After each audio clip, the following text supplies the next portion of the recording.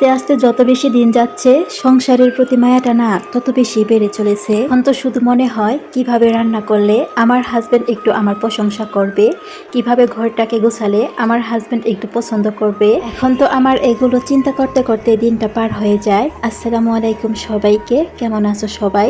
তো তোমরা যারা আমার নিয়মিত ভিডিও দেখো তারা কিন্তু জানো এতদিন আমি বাবার বাড়িতে ছিলাম, আর বাবার বাড়ি থেকে আসার পর দেখি ফ্রিজে কোনো মাছ মাংসই নেই, এমনকি কোনো সবজিও নেই।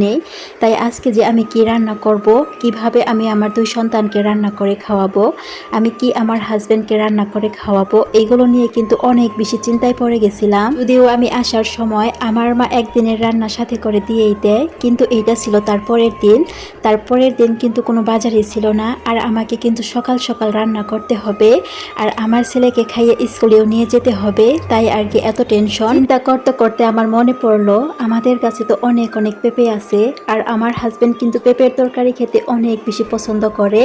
যার কারণে আমি সকাল সকাল ঘুম থেকে উঠেই চলে গেলাম আমাদের ঘরের পিছনে।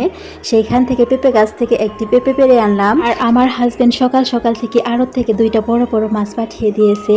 আর এই তো দেখো, সেই দুইটা মাছ কাটার পর কিন্তু সেই দুইটা মাছের ভেতর থেকে অনেকগুলো ডিম বের হয়েছে। সেই ডিমগুলো দিয়েই আজকে ডিম ভুনা করব, সাথে পেঁপে দিয়ে মাছের ঝোল করব। এখন আমি সর্বপ্রথম মাছটাকে হলুদের গুঁড়ো, মরিচের গুঁড়ো, ধনিয়ার গুঁড়ো আর লবণ দিয়ে মাখিয়ে নিব।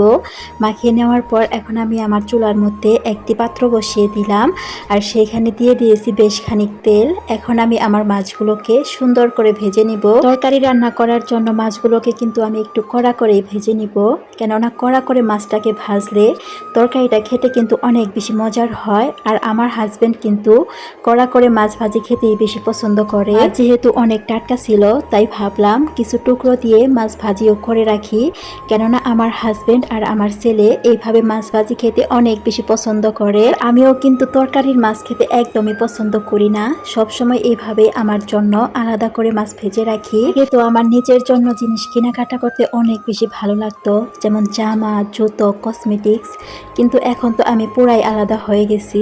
এখন আমি সবসময় চিন্তা করি এভাবে আমি আমার ঘরবাড়িটাকে একটু সুন্দর করে গুছিয়ে রাখবো, যাতে দেখলে আমার হাজবেন্ড অনেক বেশি খুশি হয়। কি আমার হাজবেন্ডকে কি রান্না করে খাওয়ালে সে অনেক বেশি খুশি হবে, আমার দুই ছেলেকে কি রান্না করে খাওয়ালে তারা অনেক খুশি হবে। এখন তো এইগুলো নিয়েই ব্যস্ত থাকি, এখন তো আর নিজের চিন্তাই করি না। এখন তো তাদেরকে সুখে থাকতে দেখলে নিজেকে অনেক বেশি সুখী মনে হয়। আর এখন আমি মাছের ডিম ভুনাটা করে নিব, আর মাছের ডিম ভুনাটা কিন্তু আমি সব সময় এইভাবেই করি। প্রথমে মাছের ডিমের মধ্যে পেঁয়াজ কুচি, কাঁচামরিচ কুচি, হলুদের গুঁড়ো, মরিচের গুঁড়ো আর পরিমাণ মতো লবণ দিয়ে সব কিছুকে ভালোভাবে মাখিয়ে নিই। এরপর পাত্রের মধ্যে বেশ খানিক তেল দিয়ে সেইখানে ওই মাখাটাকে ঢেলে দিই। এইভাবে নেড়ে চেড়ে কিন্তু অল্প অল্প আজি সুন্দর করে ডিম ভুনাটাকে করে নিই। এইভাবে ডিম ভুনাটা খেতে কিন্তু আমার কাছে অনেক বেশি ভালো লাগে, এমনকি আমার হাজবেন্ডও অনেক বেশি পছন্দ করে। যার কারণে আমি সব সময় এইভাবে ডিম ভুনাটা করে থাকি। এই কথা বলতে আমি কখনোই কারোর কাছ থেকে রান্না শিখিনি। প্রথম তো আমি ইউটিউব থেকে রান্না শিখতাম, আর তারা যে যে জিনিসগুলো দেয় সেগুলো তো আমি চিনিই না, যার কারণে ইউটিউব থেকেও রান্না শেখা বাদ দিয়ে দিয়েছি। আমি সব সময় নিজের মতো করে রান্না করি, আমার কাছে যেভাবে রান্না করলে খেতে বেশি ভালো লাগে আমি সব সময় ওইভাবে রান্না করার চেষ্টা করি।